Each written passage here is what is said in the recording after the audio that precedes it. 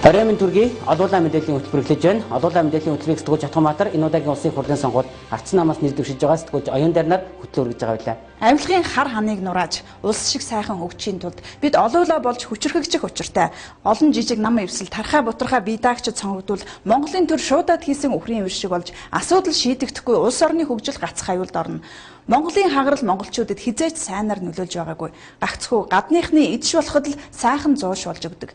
Тийм ч учраас сонгогчид та бүхэн маш хариуцлага цагаар ардсан намдаа бүрэн итгэж саналаа өгөөрэй. Олуулаа ялан шиг өссөн сайхан ураагаар энэ өдрийнхөө хөтөлбөрийг эхлэе.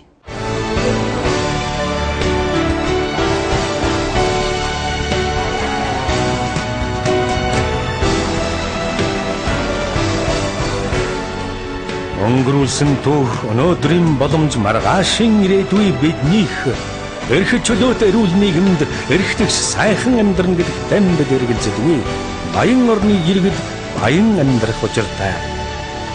Олуулан ялан шүү ардчилсан нам. Олуулаа мэдээллийн хөтөлбөр өчигдөр Монголд цөмийн хаягдал булшлах гэрээг бичлэн байгуулсан төрийн өндөр албан тушаалтнууд болох ерөнхий сайд Батболд эс соёлын эрчим хүчний сайд Зоригт гадаад харилцааны сайд Зандан Шатар нарыг илчилсэн ахтимч Инх хотын яриаг хүргэсэн байлаа. Цөмийн хаягдлыг булшлах гэрээг хийгээгүй хэмээн эрх баригчид Монголын хэвлэлүүдээр өдөр бүр цацаж ухуулж байсан ч мэдээллийн нээлттэй орчинд амьдарч байгаа монголчууд маань гадны хэвлэлүүдээс уг гэрээ нэгэнт хийгдсэнийг олж мэдсэн билээ. Японы Майничи гэдэг асар том сонин байгаа тий. Тэр сонин дээр гарсан мэдээлэл бол зөвхөн тэр Майничи дээр биш ерөнхийдөө олон улсын мэдээллийн төвшөнд бол их цацагдсан байгаа. Тэрэн дээр болохоор Монгол улсын тодорхой албан тушаалууд нь өөрсдөө Монгол цөмийн хаягдал болох талаар гуйж нэлээд хүсэл тавиад яваад байгаа бол бичигдээд байгаа тийм ээ. Тэгээд энэ өнөөдөр энэ ажлыг бол ерөнхий сайд Сүү Батболд одоо ахлаад тийм ээ. Тэгээд энэ ажлын хэсгийг аваад явж байгаа юм бол Зоригт сайд юм байна эрчим хүчний Зандан Шатар бас мөн удаа дараагийн хэлцээрт орж исэн гэж Маничи сонин дээр бол гарсан байдгийг. Цөмийн хаягдал булшлах асуудал нь асар их үнэтэй бизнес байдаг тул улс орон ядуу байх 90-ад онд зарим улс төрчид тэр байтугай цөмийн энергийн газрын дараагаар олон жил ажилласан активч Инх хот өөрөө хүртэл 20 жилийн өмнөх тэр үед ер нь булшилчхад яадын хэмээн эргэлзэж явжээ.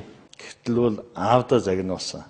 Чи одоо миний төрүүлсэн хүү төрсөн эх орноо хогносоо болох гэж байгаа юм уу? Гэт загнуулснаас хойш бол би энэ хог хаягдлын эсрэг бол өвгөн аавынхаа захиасын дагуу эсэргүүцэж яваа юм аа. Сүүлийн үеийн ерөнхий сайд нар ийм асуудалд орж ирсэн, ийм хэлцээр хийж ирсэн гэж худал мэдээлэл хийсэн байгаа. Энэ социализмын үеийн үеэс.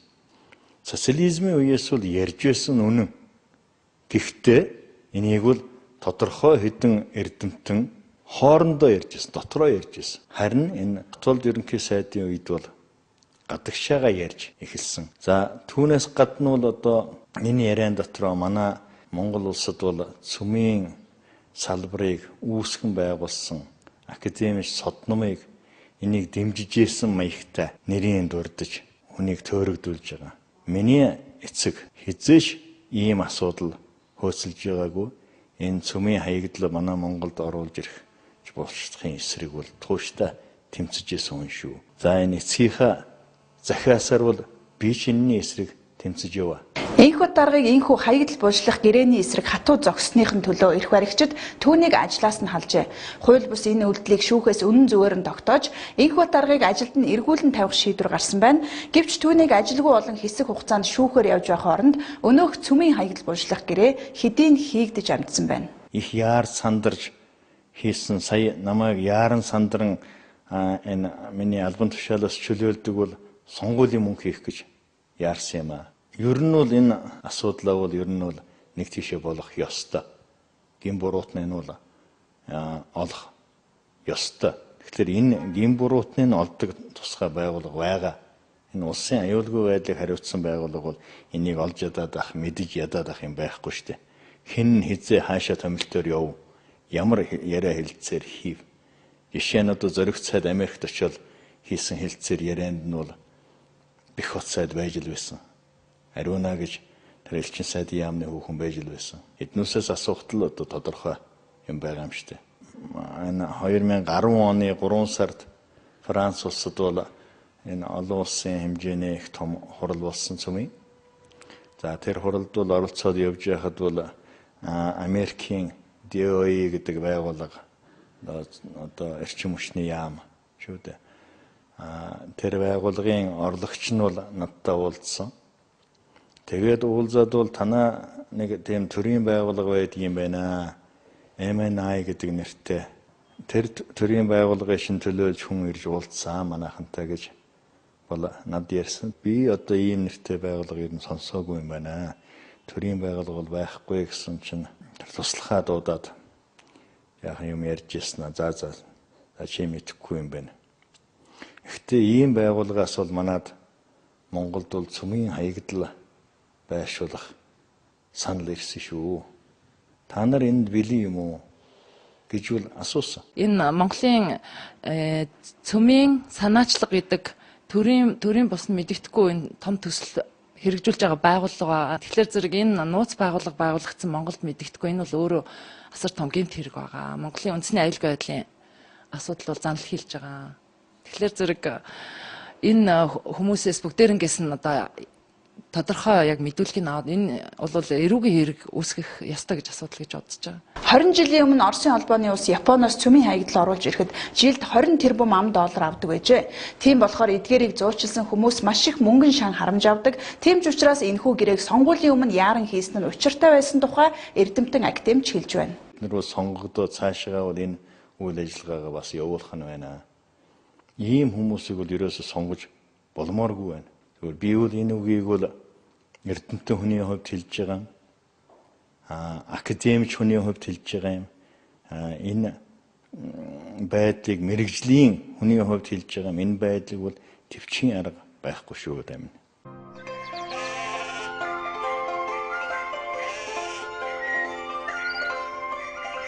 2000 оноос хойш ах намайг 3 удаа сонгосоод баг. Жухам. Сонгоод явуулсан ах намынхан тэгээд ам марилцаад 2 салчих юм даа. Одоо нэг салхи оруулах болсон байгаа. Харин тийм ээ. Энэ жил ардчлалынхныгаа гарнаа. Олны ам олуула ялан сэхэн ортой доо. Олуула хөгжин. Олуула ялна. Олуула ялна шүү. Сонгогчид саналаа хэний ч нөлөөнд автахгүйгээр гаргах ёстой. Гэтэл өнөө маргаашийн талхны мөнгөөр тэдний саналыг худалдаж авах гэсэн олон жил гарсан арга зарим нэр дэвшигчид сурчлагын сүүлийн өдрүүдэд идэвхийлэн явуулж эхлээд байна. Тухайлбал 2008 оны сонгуулиар сонгогчдод мөнгө төгрөг тараасан гэх хэл аманд өртөж байсан ч хариуцлагаас мултарч чадсан Увс аймагт Монгол Ардын намаас нэр дэвшигч Хүрлбаатар Чойжилсрын нар энэ удаад аргаа өөрчилж өөрсдөө биечлэн тараах бус харин төрийн албан хаагчдаар мөнгө тараалгасан хууль бус үйлдэл гаргасан нь баримтаар нотлогджээ. Ардслан намын ерөнхий наримчгийн дарга Эрдэнэт энэхүү үйлдэлийг шалгуулахаар Монгол улсын ерөнхий прокурорын газарт хүсэлтээ гаргасан байна. Хэрэг хуучирдаггүй гэдэг үг бий. Энэ үгийг Увс аймагт Монгол Ардын намаас нэр дэвшигч Чойжилсрынд увсчууд сануулж байна. 2008 оны сонгуулиар сонгогчдод өөрийн биеэр мөнгө тарааж хуулийг гуйл болгосон тэрээр хариуцлага хүдээгүйгээр барахгүй эрхэм гишүүний сэнтий заларсан.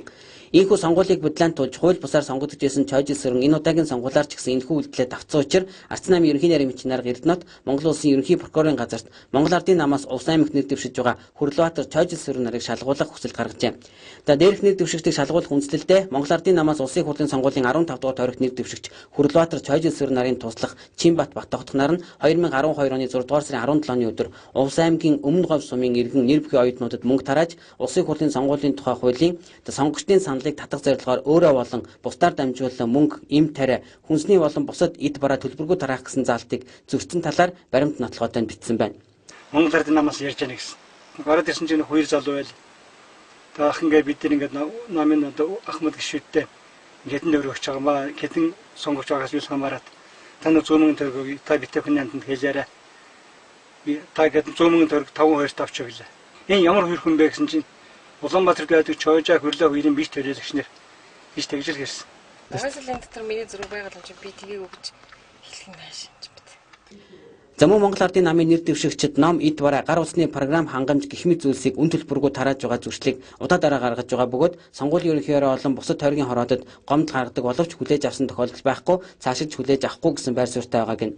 Чойж сэрэн хурлаатар нарын хууль зөрчил үйлдэлийг тасан зогсоохын тулд цагдаагаар тусламж авахыг хүссэн боловч цагдаагийн байгууллага үрдэн сэргийлэх анхааруулга авах нь бүхэл зөрчлийг баталгаажуулах гэсэн хүмүүсийн камерыг булааж авах зэрэгээр хууль зөрчигчдөд үйлчилж байгаа учраас Арч намынхын энхүү Монгол Улсын ерөнхий прокурорын газарт ханджээ.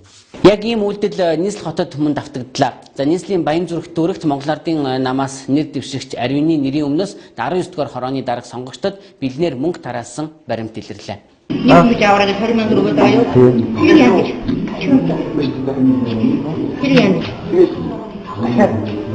Тэр одоо хатна боо батхтай. Тэгээд үгүй дараа нь шүү. Сонгуульд яг 50000 цаас гисэн сая одоо 20 гисэн 20 байтгаа 2 ч гэсэн одоо бид чинь хэрэгэл болоод юм болох тал авсан. Тийм л. Тав нэсний өдөр 8-ны өдөр гэсэн 9-ны өдөр 10 төглөө 9 төглөө дэглэгдсэн шүү. Тэр мөнгөтэй яг ямар учир шалтгаантай ямар мөнгө гэдгийг танд хэлсэн. Яг нэг чигээрээ л гэж хэлчихсэн. Шин байхгүй. Манай гэрүүлийн манай бохонд өгсөн. Манай тий 20 мянган төгсөн. Манай нэг хоёр хүү бэр хоёр төгсөн хүүц байхгүй хүнтэй явуулсан байх. Тэр хэдэн харин дуулаад ингэж ярил тэгэл явуулсан юм тэгэл. Яг манай охот энийг 10 нугалж өгдөг гэдэг энэ өргөдлийг өгсөн.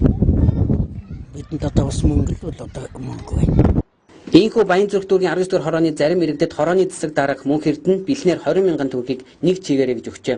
Иргэд энэ үйлдэлийг санаатаагаар санал худалдан авах башир арга гэж үзэн сонгуулийн ерөнхий ороонд дүрэлт гаргасан байна. Улсын хурлын сонгуулийн тухай хуулийн дагуу иргэн та сонгогчдын саналыг мөнгөөр худалдан авах хууль бус үйлдэлийн гэрч болсон. Танд мөнгө өгсөн бол сонгуулийн ерөнхий ороонд мэдэгдвэл мөнгөнд дүнг 10 нугалж авах боломжтой. Сонгогч та бүхэндээ одоо нэг мандатаа тойрогт саналын үнцийг хэрхэн бүглэх зааврыг танилцуулъя. Энэ бол жишээлбэл Говь Алтай аймгийн тойрог байгаа Улсын хурлын сонгуулийн 5 дугаар тойрог. За хамгийн түрүүнд та нэр дэвшигчээ одоо олохын тулд энэ ардчилсан нам гэж бичсэн энэ голын игнийг хамгийн түрүүнд олох ёстой. За энэ голын игнэний одоо ардчилсан нам гэсэн нэрийн доор Балдан Живийн Ариун сан гэдэг нэг л хүний нэр байгаа. За энэ нэг мандаттай тойрог учраас нэг л хүний нэр байгаа. Тэгэхээр энийгээ бол ингээд дүүртэлэн дугуйлна. Намуудын жагсаалт бол мөн адилхан ийм 3 игнэ баг нь байгаа. Энэ 3 игнэ багны голын игнэний хамгийн дээдлэлт нь ардчилсан нам гэсэн байгаа. Энэний өмнөх энэ дугуйг ингээд дүүртэлэн дугуйлнаа.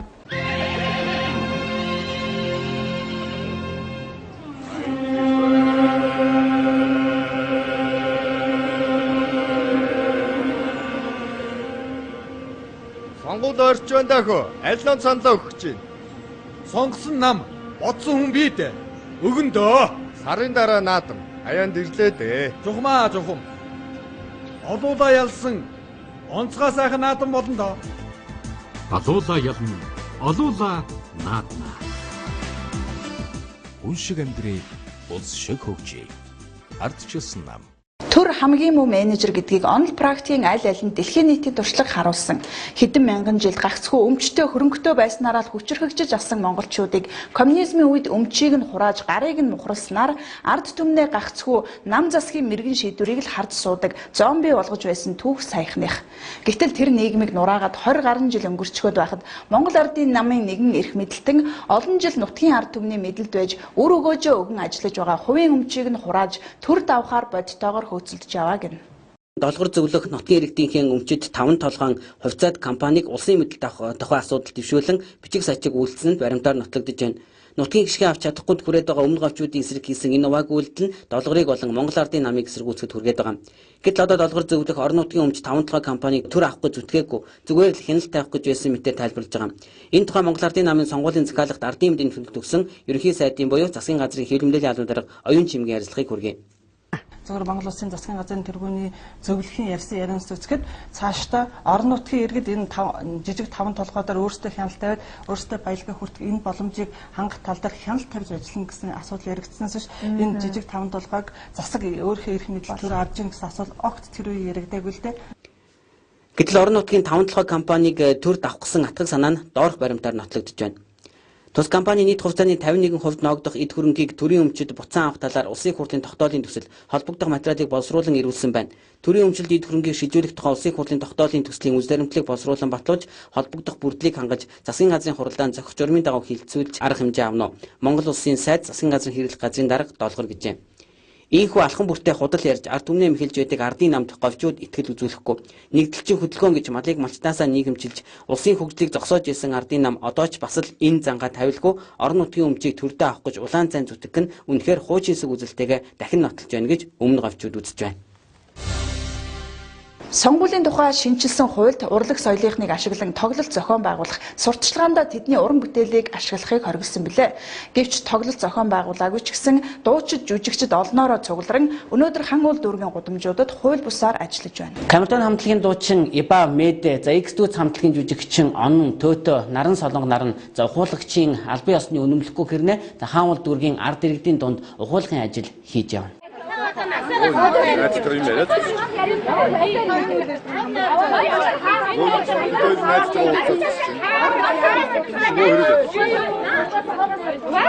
Би ор устдаж биш ээ. Бид бол устдаж биш. Өөрсдөө иргэнийхээ өрнөсгөө би хүмүүсээ дэмжиж явж байна. Энэс ямар ч ухаалаг болсон юм. Ухаалгын юм гэж яриаг. Харин юу ярьсан асуу. Бид нар ерөөсөө ухуулсан юм багш. Иргэний говь дэмжиж явж байна. Бидний тоглолт хийгээгүй. Дууч хуудаагүй. Нэг дуугаа хараад өөрөө дэмжиж явж байна. 2008 оны улсын хурлын сонгуулиар тэр үеийн Монгол Ардын Хусгалт нам, одоогийн Монгол Ардын нам иргэн бүрт их орны хэршиг 1,500,000 төгрөгийг биднээр өгнө гэж амласан. Харин 2008 оноос даруй 4 жил өнгөрч 2012 оны улсын хурлын сонгуул болоход хэдхэн хоног үлдээд байна. Амлалт арга заасан хэд гурван төгрөгийг иргэд сонгогчид амлалтаа бүрэн биелүүллээ гэж үзэж байгаа болов. За сургалтын төлбөртөө нэг 500,000 төгрөг авсан. Тэгээд яг 21-ээр орж байгаа шүү дээ. Нэг сая орчим төгрөг болсон юм болов да сайн мэдэхгүй байна. Ямар ч хэсэн амлалтаа биелүүлээгүй. Би ч оюутан болохоор тэгээд сая төгрөг авсан шүү дээ. Тэгээд яг бүрэн бол биелээ байх. Тэрийг одоохондоо сайн мэдэхгүй л ээж байна. Та одоогийн мэдээ хэдэн төгрөг авч байгаа? Одоохондоо нөгөө нэг хүний хөгжлийнхөө 21,000 ийг л авч байгаа. Тэрнээс өөр одоохондоо мэдгч юм алга. Сая 500 өгнө гэж 500 өгсөн шүү дээ. Тэгэхээр чи сая төгрөг төлнө үстэй. Тэгэхээр одоо бүрэн биелээгүй л гэж бодож шүү дээ. Тэр чинь ерөөсөө биелээг болох шүү дээ. Одоо би гар дээр тийм аваагүй юм чинь одоо яаж биелсэн гэж хэлэх үү тийм ээ? Тодорхой үрдэн л харна шүү дээ. Тэ биелээг үүж үзэж байна. Өөрөсөө одоо энэ сая 500 төгрөг гэсэн амлалтаа бас биелүүлээгүй л байгаа шүү дээ. Одоо хүртэл ингээд хүмүүс ингээд ойчлоо зарим нь банкнаас нь хоос урчлоо гэж янз бүрийн яриад ингээд яаж шүү дээ. Би бол тийш л ойлгож байна. Одоондоо амлалтаа өрөөг байгаа тэгээд одоо цаашдаа яах юм байгаа мэдэхгүй тэгээд юм зүгээр байл. Тэр чинь өгчөөд өгөөд оюутангуудад л авсан гэж маань хэлсэн бол аваагүй шүү дээ. Амлалт биелсэн гэж үзэж байна. Үгүй л гэж үздэг шүү дээ. Үгүй шүү дээ. Та хэдэн төгрөг авчаад байна вэ? Өөдөө мэдгүй байна. Би бас алдаг онол авдаг.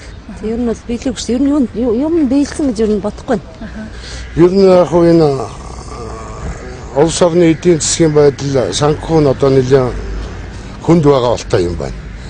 Тэгээ одоо 330,000 төгрөг өгсөн. Өмнө нь 500,000 цуглаад өгсөн. Одоо энэ үлдсэн мөнгөний энэ сард багтаагаад өгөх юм өгсөн шүү дээ. Сонгуулийн өмнө ер нь өгчихгүй тэгээд амлалтанд биелэх болов гэсэн юм бодолтой.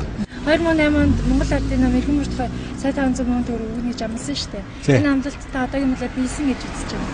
Хангалтгүй. Биелсэн гэж үзэх хүнс лалгаа шүү дээ. Та одоогийн мөлөөр хэдэн төгрөг биелнээр гар дээр авчаад байна? За сайн тоос үзээгүй мэн. Үрдэн харагдахгүй шүү дээ. Үрдэн харчих хэрэгтэй шүү дээ. Энэ амтрамаг юм хичээлээ. Мэдгүй энэ ч одоо тэгээд биелсэн юм шиг ямар ч ясна нөгөө арчсан намынх нь эрдэнэ тэр нь л сая төгрөгийн тэр нөгөө хувьцаанд болсон юм шиг байлаа. Сонгуулийн сурталчилгаа дуусгаад 3 хоног үлдэж байна. Сонгуулийн сурталчилгааны туршдах арчсан намын мэдээллийн албан ёсны их усэр олуулаа мэдээллийн хөтөлбөр өнөөдрийн дугаараар өндөрлөж байна. Энэ төрлийн жолоог 5 толгоогоо 6 хуваагаад гадныханд өгөх гэж байсан улсуудад өгч болох уу? Энэ төрлийн жолоог Монголдо цөмийн хаягдлыг булшлах гэрээг нууцаар хийсэн улсуудад өгч болох уу? Иргэн та энэ сарын 28-ны өдөр эдгээр асуултуудад болохгүй хэмээн нэгэн дуугаар хариулж гадны их мөнгөний дийлгэж давшгүй их хүчийг сүрэн зогсох чадaltaй болохын тулд олуулаа ардчилсан намд итгэн саналаа өгнө гэдэгт найдаж байна. Олуулаа ялна шүү. Алуун илгэн нутаг тан эзэн нь уулж төрсөн бид төрөн хэнээр түшүүлхэн сонгон шийдэх мөчөрлөө. Таны сонголт, таны итгэл, таны зэн согон алуун илгэн нутгийн хан рэйпэн хөгжлийн хурдыг шийдэн. Андах наран хэнийг шалгалгүй ичгэр дэн хайрладаг шиг эрх чөлөө ардчлал шудраг ёсны наран халуун элгэн нутагт мань эгнэгт мандах болтугай. Эх хором минь мандан мадрах болтугай. Олуулан ялан шүү.